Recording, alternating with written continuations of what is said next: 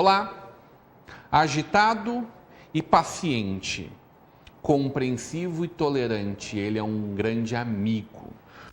Filho da dona Ceci e do seu Harry, é natural de Novo Hamburgo, casado com a Lisete, aos 52 anos é pai da Ana Paula, do Diego, do Caio e da Cíntia. Ligado ao esporte, sempre desempenhou um papel político importante na cidade.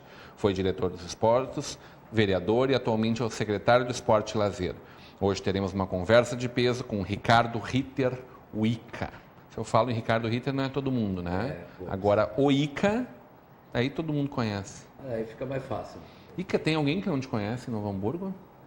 É difícil a gente dizer, né? Tem que ver com as pessoas, mas a gente, felizmente, por onde nós estamos circulando, a gente sempre tem encontrado um bom grupo de amigos. E tem alguém que te conhece e não gosta de ti? Olha, pode ter.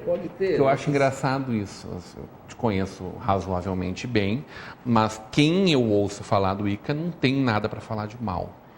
É um grande legado nos dias em que a política anda tão discutida e tão desacreditados os políticos, né?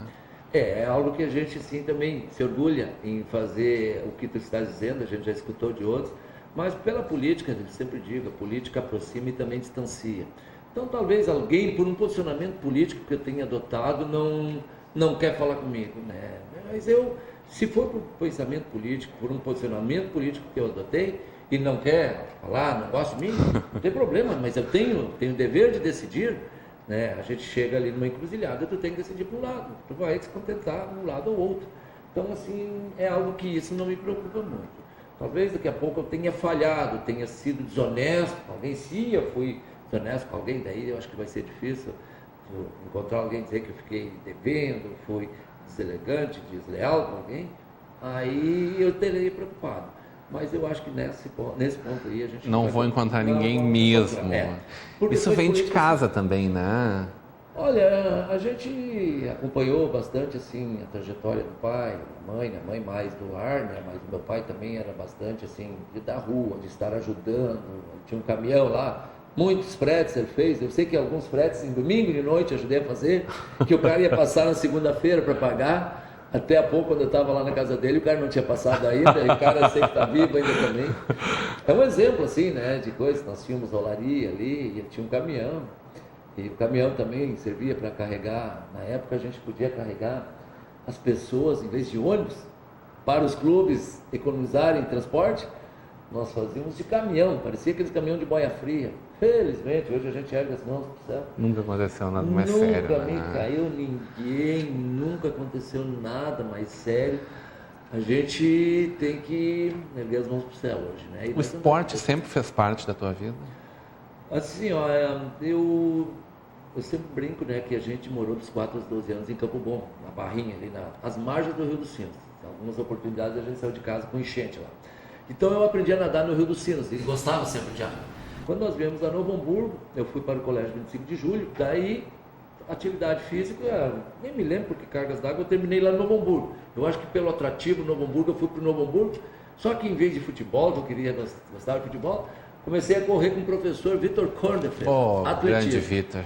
Acho que agora faz um ano por aí. Faleceu. Né? E aí fui para o atletismo e comecei a me dar bem nas corridas. Corria bastante, não sabia caminhar. Estava sempre correndo. Né? E aí eu comecei a me dar bem nas corridas de fundo, 3.000, 5.000, 10.000. Cheguei a correr prova de 20 quilômetros também, né? Por aí. E para a idade eu era talvez o melhor da cidade, se não o melhor, mas dos melhores da cidade. Eu sempre estava despontando na minha categoria.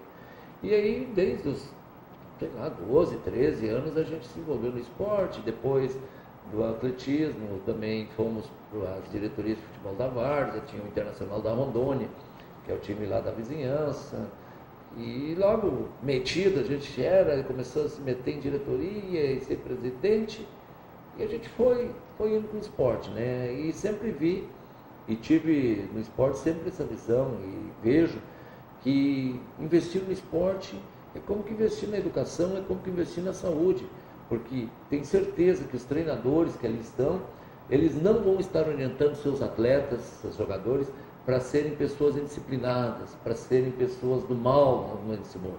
Não, pelo contrário, vão estar ali ensinando, principalmente, se não der um bom atleta, mas ser um bom cidadão para o mundo. E também na saúde é o seguinte, Eu cito isso até o nosso agora eleito deputado federal, João Derli. Eu li uma vez uma entrevista dele. Ele entrou no esporte porque ele tinha uma insuficiência respiratória.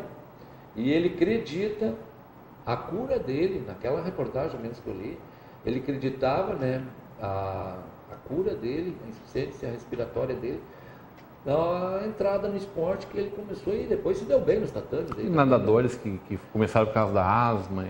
Impressionante. Tive um caso em casa também. O meu filho, o Diego, aí, ele tinha problema de asma.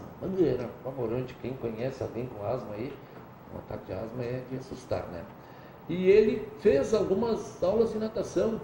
Eu daí acredito que ao fazer os exercícios físicos, ao estar na piscina, nadando, mergulhando, ele fortaleceu a musculatura do pulmão e curou. Eu não sou médico, né? Estou longe, nem penso nisso, mas acredito muito a essa atividade que ele fez na piscina que conseguiu fazer o fortalecimento dos pulmões. Então, a partir dali houve uma cura. Então, eu sempre digo, o esporte cria cidadãos, ensina muito e também, ao estar as pessoas fazendo uma atividade esportiva, de repente tu detecta prematuramente alguma insuficiência que seja pulmonar ou mesmo física, cedo tu indo te tratar, é bem melhor que lá na frente tu querer começar a tratar algo que tu podia ter lá no nascedouro. Tu viveu muitos anos dentro do Esperança, né? Acho que ali tu conheceu toda Novo Hamburgo e toda Novo Hamburgo te conheceu mesmo, né? Olha, ali eu vou dizer assim, não digo que conheci todo mundo, mas conheci muita gente, me ensinou muito estar na rua. A cidade eu conhecia, né? Me lembro ainda hoje da primeira entrevista que eu dei quando assumi como secretário, diretor de desporto lá em 97. Eu conhecia todos os becos da cidade, todas as ruas. Se tu me mostrasse uma foto de Novo Hamburgo pela época, eu te dizia, vamos dizer, isso aqui, que prédio é esse? Dava o nome do edifício e o endereço, né? Hoje já não é mais, né? Hoje a cidade cresceu, muitos novos loteamentos, prédios, então, todo mês é inaugurado uma torre em Novo Hamburgo. Estou forçando talvez um pouco, mas não está longe disso, né? Então hoje a gente já não conhece mais. Mas nós conhecemos muitas pessoas, sim. Ficamos com um rastro de amizade, essas pessoas na qual eu ia na casa delas lá. Atiradores é uma grande pena. O Esperança, falei do Atiradores, que está aí, né? Que já foi maior, mas na verdade uma reformulação. Nós já entrevistamos aqui representante dentro desse nosso espaço de esporte e lazer, a presidente do Aliança, atualmente da Aliança, a Gabriela Streb, né? O Marcos Bock representando a Sociedade Ginástica, né? Ainda não recebemos ninguém do Atiradores, mas temos um carinho muito grande, eu acho que todo Novo Hamburgo tem pelo Esperança. Né? Esperança que fez parte do futebol durante muito tempo, rivalizando bravamente com o nosso Novo Hamburgo, né? 10 de maio. E que hoje faz parte do nosso passado, né? Fez parte, eu realmente não sei, eu em 97 saí, depois ali parou o clube, né? Eu sei muitas histórias, o seu Feijó de vez em quando escreve sobre Esperança, o João Ávila, que é o articulista político ali do Grupo Sinos, gosta de escrever, ele sempre me provoca, né? Porque eu vou no Novo Hamburgo e ele diz que é Esperança, né? Então a gente às vezes provoca um pouco, mas é uma brincadeira sadia que a gente faz. E o Esperança teve também agora mesmo, nos últimos anos, fortes equipes juvenis. Formou fortes equipes juvenis, estando por 2, 3 anos consecutivos no quadrangular final da categoria, contra Grêmio, Inter, Juventude, Caxias. Me lembro que a gente esteve próximo também de um título, acho que foi em 94, 95, não me lembro o ano, mas o Esperança tinha boas equipes de juvenis. E aí depois parou, até onde eu sei, né, está parado completamente. Não tenho informações de como está hoje. Mas o nosso Novo Hamburgo parece que, por outro lado, vive um momento bem diferente. O Esporte Clube Novo Hamburgo está aí, esse ano participando da Copa do Brasil. Infelizmente, saiu antes do que devia, né? Fomos muito longe diante daquilo que nós esperávamos, mas saímos antes do que devíamos, né? Se nós olharmos hoje, né? Tu acompanha muito Novo Hamburgo? Acompanho bastante. Sou sócio, né? Não estou mais já fui vice-presidente do conselho também, com o Leonardo Hoff, presidente, e eu fui vice. Não estou mais no conselho, mas sou sócio, pago a minha mensalidade Até tem jogo, acho que sábado à tarde, né, contra a Estância Velha. Temos uma final aí pela frente, com certeza, exato. né? Porque tivemos um resultado muito bom na primeira. Daí ontem eu estava olhando os jogos da Copa do Brasil, Atlético Mineiro e Cruzeiro, mudando de um canal para o outro ali, né? 2 bons jogos. Quando eu vi semana passada a discussão, jogos dessa qualidade no mesmo horário, no Às mesmo vezes dia. tem 10 jogos, não tem nenhum. Às vezes tem jogos que tu não dá para olhar nenhum. Ontem eram 2 jogos e foram 2 jogos, tanto Vibrantes, né? de Belo Horizonte na primeira fase, Cruzeiro e Santos, quanto de ontem, Santos e Cruzeiro, e também Corinthians e Atlético, e ontem Atlético eliminou o Flamengo. Tanto Flamengo e Atlético, quanto Atlético e Flamengo ontem, foram 4 jogos espetaculares, né? Aí eu me lembrava que o Novo Hamburgo caiu fora para o ABC. O ABC encarou o Cruzeiro também. E não foi assim. De frente. De frente. Uma luta leal. Exato. Não fez poderíamos ter o Novo Hamburgo. Podíamos estar nós lá ainda. Mas tudo bem. Vamos dizer, talvez tenha coisa melhor guardada para o futuro. Vamos trabalhar. A equipe, acho que está bem comandada. O clube todo está bem comandado pelo presidente Claudemir. Até o Claudemir a gente tem conversado meio que constantemente, né? E a gente está querendo fazer as finais da Várzea ali no campo do Novo Hamburgo. Isso até também é um atrativo a mais. O Claudemir já nos colocou à disposição a estrutura do Estádio do Vale para termos ali as finais. E os clubes da Várzea, os jogadores se empolgam em saber que vão ter oportunidade de estar ali. Quando eu vejo, Ica, uma estrutura de departamento de marketing, como é que foi formada e está em aperfeiçoamento constante, agora com a chegada do Rodrigo Calvi, eu vejo o quanto a gente está caminhando para frente realmente, porque passa hoje numa estrutura moderna de esporte por um bom trabalho de envolver gente, né? De envolver torcida, de buscar novos torcedores, novos participantes e de fazer com que todos vibrem com uma realidade. Não tenho nenhuma dúvida de que a gente vai colher uma safra muito boa de novos torcedores, mesmo com essa saída precoce que a gente teve. Agora, tu me deu um gancho para falar da Várzea, né? O varziano que está de volta aí, me parece muito bem, obrigado. Nós tivemos, no ano passado a gente não teve o Campeonato Varziano, até para tentar, né, o pessoal sentir saudades do campeonato. E esse ano a gente retornou, fazia tempo que nós não tínhamos 12 equipes no campeonato. No passado tivemos 27, sim, eu também participei lá em 86, 87, também com o nosso saudoso Milton Haile, lá, o Milton João Haile como presidente, né? E aí tínhamos 26 clubes, era a primeira e segunda divisão, cada clube tinha 3 quadros, cada quadro com no mínimo 20 atletas, nós movimentávamos mais de 1000 atletas por domingo, atletas, isso sem contar familiares e torcedores que iam a cada campo. Bem, eram outros tempos, né? Agora a gente está conseguindo, assim, com muita dificuldade, com 2 quadros, fizemos veterano e primeiro quadro veterano, 12 equipes. E mesmo assim a gente teve algumas falhas na confecção do regulamento e alguns dispositivos que quando existíamos com a AFA, nós podíamos cobrar. Eu cito agora o pessoal, nós na AFA, nós tínhamos um dispositivo de cobrar uma calção das equipes. Quer jogar o campeonato? Paga lá uma calção. Falando aí, vamos dizer, hoje seria R$500. Se tu terminar com os 2 quadros lá, tu vai ganhar esse dinheiro de volta. Aí as equipes se empenhavam para terminar o campeonato, porque tinha aquela calção que os prendia até o final. Nós não colocamos esse dispositivo no regulamento, até porque, por ser a prefeitura que está organizando, tem as partes legais que tem que ser visto de que forma fazer para acontecer, né? Mas daí algumas equipes desistiram precocemente do campeonato. Um quadro, né? Quase todas têm, ou o primeiro ou o veterano. Domingo acontece a última rodada dessa fase. E nós estamos assim, se fores aos campos, o pessoal, muitos têm me elogiado, acreditam que eu tenho sido o responsável, eu digo que não é eu o responsável, da administração do prefeito Luiz Lauermann, que cobrou que existisse o campeonato, então a gente está à frente da secretaria.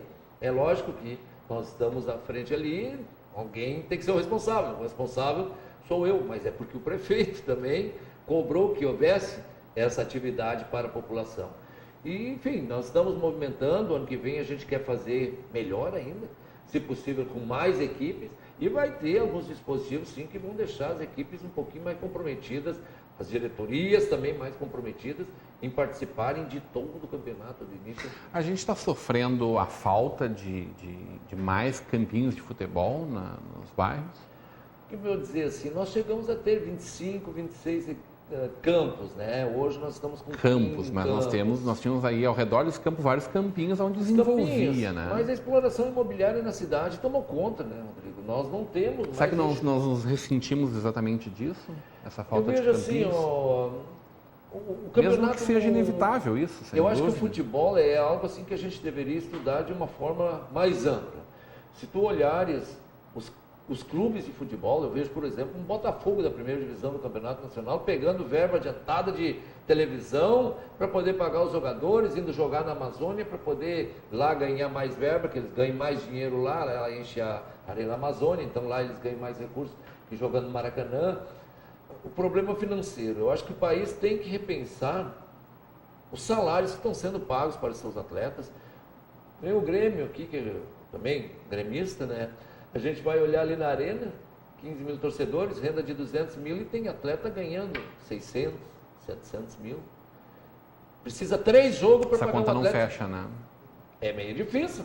E vai ver os balanços e vai conversar com os dirigentes esportivos, os dirigentes, os presidentes de clube, eu escuto, eu leio as entrevistas deles. Alguns dizem, olha, nós vamos dar conta, nós vamos conseguir repassar, mas lá no fundo, aqueles que, os repórteres, as empresas jornalísticas, todas dizem que os clubes estão passando por sérias dificuldades. Então, isso vindo para um estágio, para uma escala menor, que é o nosso futebol varziano também, os clubes, eles eram reféns de pequenas diretorias. Reféns, por exemplo, eu no Internacional, era eu com o meu carro e mais um ou outro que fazíamos. Eu cansei também, eu chegava a fazer 200 quilômetros em domingo com o carro, buscando um atleta, o outro aqui, levando. E todas as diretorias eram muito minúsculas, eram 2 se empenhando. E aí foram diminuindo, as pessoas não foram mais trabalhando nisso aqui. Então, a partir não somente do prefeito Tarcísio, mas o prefeito Tarcísio veio com a intenção de fazer uma reestruturação. Então ele consultou as comunidades. Sei que lá na Vila das Flores, o Internacional, que é o campo onde eu fui presidente também, ele consultou a comunidade e a comunidade optou. Nós precisávamos de um local lá para construir uma creche, uma EMEI. Tinha verba federal e não tinha o local, não tinha o espaço, porque o entorno ali estava tomado de casas, né, na Vila das Flores. E a população optou entre o campo ou a creche e fez a opção da creche. Hoje a creche está lá, é uma realidade, está construída, a população está sendo atendida. E assim também foi o campo do Florianinho, que está sendo construído agora, foi o campo do Kefas, que a população também optou em fazer uma creche, o campo do Avenida, que também hoje temos uma creche. Eu citei aqui alguns, assim, rapidamente, né? E os campinhos... Tive a oportunidade de conversar com o Edgar Calgaroto aqui nesse espaço. Sim, São José. E me parece que o trabalho que está sendo feito lá no São José é um trabalho novamente retomado de muita construção de base, assim. Novamente, me parece, levando uma estrutura mais profissional para dentro de um clube que é amador, né? Mas pensar a coisa de uma forma diferente. Tu acha que a gente ainda precisa caminhar mais nesse sentido? Falta pessoas que pensem mais cada um desses esportes que possa profissionalizar essa estrutura amadora? Rodrigo, é algo assim bastante complicado para te conseguir fazer chegar a um profissional ali. Os clubes eu sei que, mesmo São José, que tem até uma boa estrutura, tem uma área própria ali, é deles, do São José, mas sei que eles trabalham também com muitas dificuldades financeiras. Como fazer para que a gente consiga alavancar esses meninos? Nós temos hoje, vamos dizer, uma concorrência quase que desleal com a eletrônica. Essa criançada está muito ligada aos computadores, para te tirar as crianças para jogar futebol. É uma briga para te montar. Eu vejo professores em escolas grandes falando da dificuldade em eles montar uma equipe de futebol de campo. Precisa 11 titulares e mais 11 para fazer reservas e um bate-bola entre eles. Equipes de handball está tendo dificuldade. As pessoas parecem que estão se atendo mais, ficando mais em seus computadores que preferindo a atividade física. Quanto à pergunta de transformá-los profissional, que nem no São José, essas escolas, essas pequenas escolinhas, São José tem, o Veterano tem, o Americano tem, normalmente o Farroupilha com o Degafute tem, o Botafogo lá com o Paulinho Schneider tem também, com o Genoma Colorado.